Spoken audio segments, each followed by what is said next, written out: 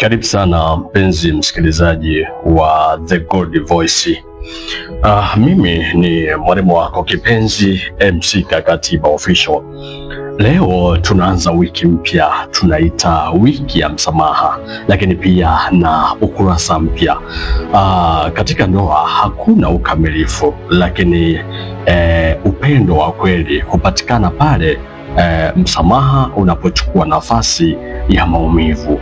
Sasa tunapoleta wiki ya msamaha, tunazungumzia juu ya kuimarisha upendo, ambao upendo wa ukweli unakuja baada ya msamaha kuchukua nafasi ya maumivu. Sasa karibu sana katika somo letu leo ambalo tunaanza katika wiki ya msamaha na ukurasa mpya. Somo letu la awali kabisa linasema kwamba kwa nini msamaha ni muhimu ndani ya ndoa. Hilo ndio somo letu la leo. Kwa nini msamaha ni muhimu ndani ya ndoa? Sasa katika somo hili la leo, lengo na dhumuni kubwa la kukuletea hapa manake ni kuendelea kuimarisha upendo wa kweli ndani ya familia. Karibu tusafiri pamoja kwenye somo letu la leo, na katika hili tutajifunza na kuimarisha safari yetu ikabaki salama kabisa. Msamaha sio udhaifu.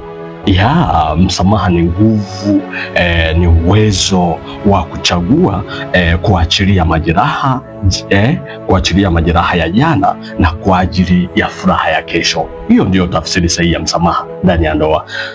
Lakini watu wengine wanadhani kwamba unapoomba msamaha manake wewe ni dhaifu. No, unapoomba msamaha manake unapoomba msamaha au unaposamehe kitu manake unachukua nafasi ya kuweza kuachilia majeraha ya jana, lakini pia unachukua nafasi ya kutengeneza furaha kwa ajili ya kesho. Hiyo ndio dhumuni kubwa la msamaha kwenye maisha. Sasa katika ndoa tunaumizana, si kwamba makusudi, bali ni kwa sababu ya ubinadamu wetu. Kwenye ndoa kuna vitu vingi sana ambavyo vinaweza vikapelekea sisi tukaweza kuumizana. Sasa kuumizana kule, kuna wakati mwingine mtu anaweza akachukulia ni makusudi. Sio kweli, haya sio makusudi. Kuumizana kwenye ndoa au kukoseana kwenye ndoa, kwenye mahusiano, ni kunapelekea kwa sababu tu ya ubinadamu wetu ambao tuko nao. Lakini kusameheana hufuta makosa. Kusameheana sio kwamba kunafuta makosa, no.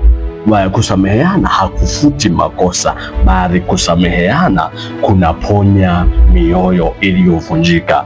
Hilo ndio kusudi la msamaha. Na mtu anapoomba msamaha au kukwambia kwamba nimekusamehe, haimaanishi kwamba kafuta makosa, haimaanishi kwamba amesahau kabisa. Hapana, hapa tunakuwa tunajidanganya. Bali tunapoomba au kusameheana, tunaponya moyo uliovunjika.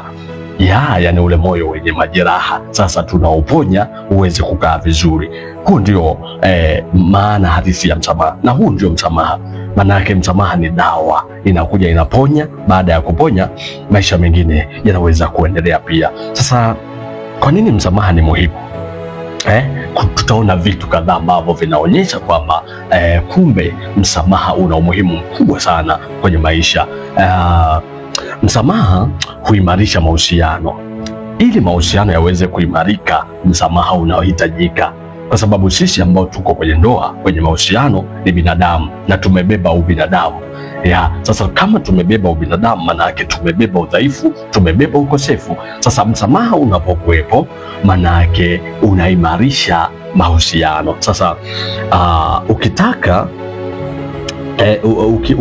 ukikana kinyongo, unajenga ukuta, lakini ukisamehe unajenga daraja. Msamaha lengo lake ni kuimarisha mahusiano, lakini unapobaki na kinyongo, tunasema kwamba unajenga ukuta ambao unakuwa taratibu.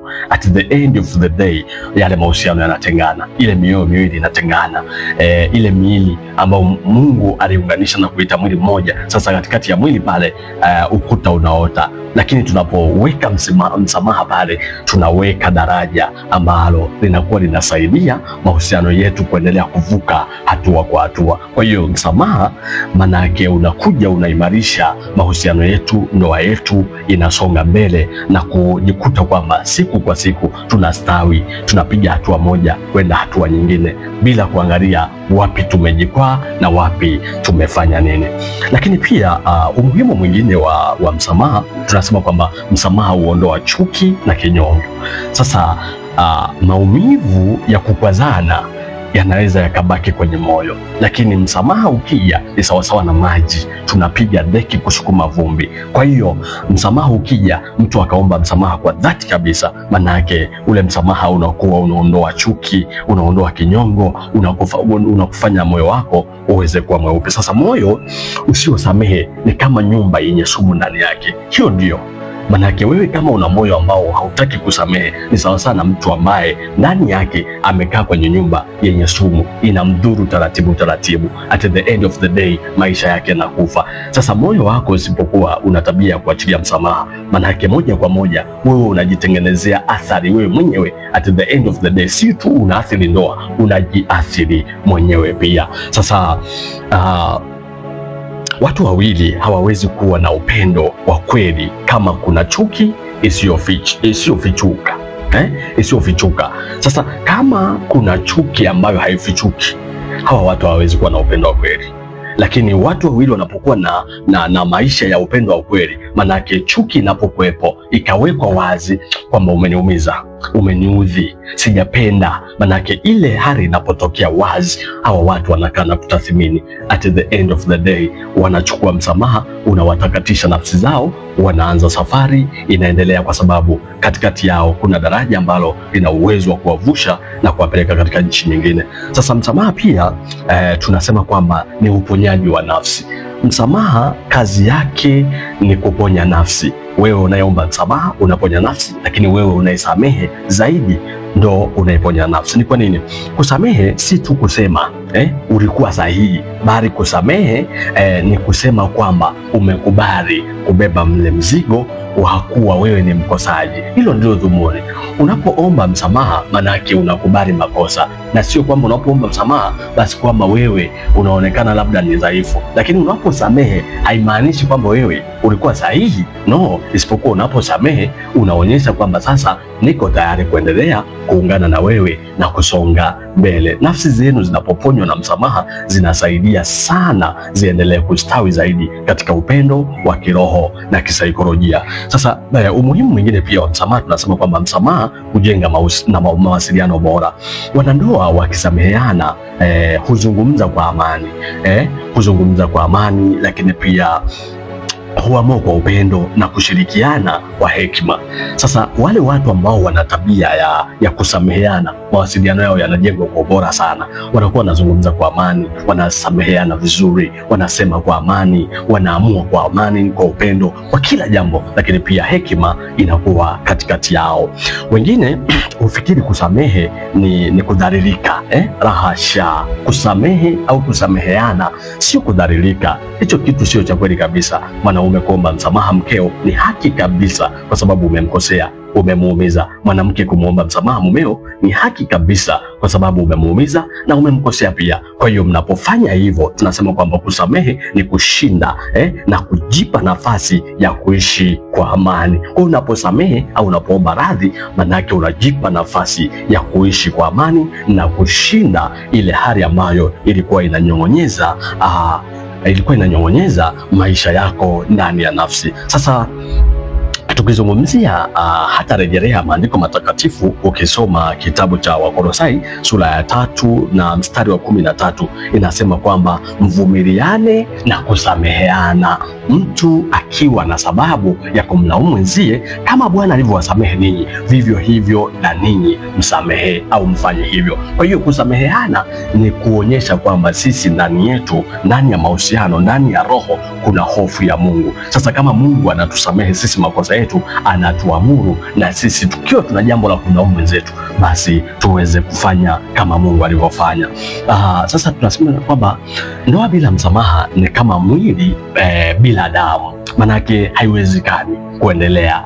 Kwa hiyo msamaha ni kiungo pekee sana kwenye maisha. Kama Yesu alivyotusamehe, sisi pia tunapaswa kujifunza kusamehe kwa moyo wa upendo. Hata kwenye maisha yetu ya ndoa tutengeneze tabia ya kusamehe kama Yesu Kristo alivyokuja akatusamehe. Yuko pale anachapwa, anaumizwa, lakini anamwambia Mungu kwamba Bwana Baba, wasamehe hawa kwa sababu hawajui walitendalo. Manake alivyokuwa akifanya vile, alisamehe kwa moyo wa upendo, wa kimaamuzi, wa kiroho kabisa. Hivyo ni vizuri sana na sisi kuweza kuyaishi hayo. Sasa wapo wanandoa waliokaa miaka 5. Nataka nikuletee hadithi ambayo ni sahihi kabisa. Wapo wanandoa ambao waliwahi kukaa miaka 5 kabisa bila kuzungumza vizuri. Wanazungumza kihovyo hovyo. Kila mtu anamsemesha mwenzie kihovyo hovyo kabisa. Huu ni mfano dhahiri ninaokuletea. Ni wanandoa ambao nimekutana nao na nimekaa nao. Wakawa wakizungumza mazungumzo ambayo sio mazuri kwenye ndoa yao ndani ya miaka 5. Sababu ni nini? Makosa madogo madogo yaliyokuwa yakijengeka katikati yao. Sasa yalivyokuwa yakijengeka yale makosa madogo madogo yakainua ukuta wenye nguvu sana, ambao mwisho wa siku ukawafanya ile ndoa ikawa uwanja wa vita. Lakini ilifika step waliamua kubadilisha mfumo wa maisha. Sasa nini ambacho walichokiamua? Manake walipoamua na kila mmoja kusema nisamehe na nimekusamehe, hawa watu walivunja ule ukuta na wakatengeneza daraja. Sasa walivyovunja ule ukuta wakatengeneza daraja, wakaanza kuzungumza vizuri. Waliendelea kiuchumi, waliendelea kiroho, waliendelea kifikra, afya zao ziliimarika, walionekana ni vijana tena, japo umri wao ulikuwa unaendelea mbele, maana ulikuwa umesonga mbele sana. Sasa nini ambacho nilijifunza na nini ambacho wao walijifunza? Walipoamua kusameheana, walishuhudia utukufu wa Mungu, baraka za Mungu kwenye ndoa yao. Lakini kipindi wananuniana hakukuwa na kitu chochote ambacho kinaendelea. Msamaha ni daraja, chuki, kinyongo na vitu vinavyofanana na hivyo ni ukuta ambao unawatenganisha ninyi. At the end of the day hamwezi kuishi vizuri. Sasa mimi niseme kwamba ni wajibu wako sasa kuweza kufanya msamaha kwa daraja, lakini nikusihi tu kwamba tunao wajibu sasa kukaa na kuweza kutafakari upya. Nikualike sasa katika sala fupi ambayo tutakwenda kuomba kwa ajili ya ndugu zetu ambao ndoa zao zina maumivu, ndoa zao zimejengewa ukuta. Ni vizuri sasa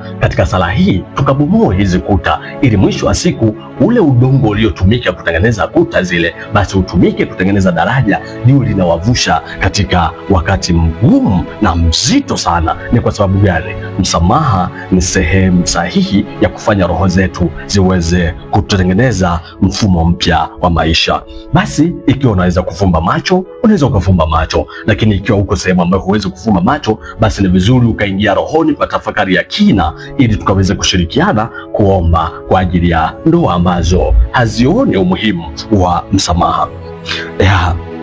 Mungu wa huruma, tunakuomba utupe mioyo ya kusamehe. Tunakuomba utupe mioyo ya kutubu.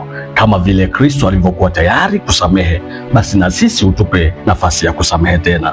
Tusaidie kuachilia yale yote ambayo yanatuumiza, na utufundishe kupenda bila masharti kama Bwana alivyoweza kutupenda bila masharti yoyote. Lakini Mungu, tunakusihi, bariki ndoa zote zenye majeraha, ziponye, ufute maumivu kwao, na ziwe ushuhuda wa neema yako katika jina la Yesu. Amen. Asante sana mpenzi msikilizaji wa The Godly Voice kwa kuwa na mimi katika somo letu la leo zuri kabisa, ambalo tukiliishi lina uwezo wa kutufanya sisi tukaweza kutengeneza daraja la kutufanya tupige hatua nyingine mbele. Hii ni The Godly Voice na mimi ni MC Kakatiba Official. Karibu katika somo lijalo, bila kusahau subscribe, comment, like na ushare na mtu mmoja tuweze kuponya ndoa yake.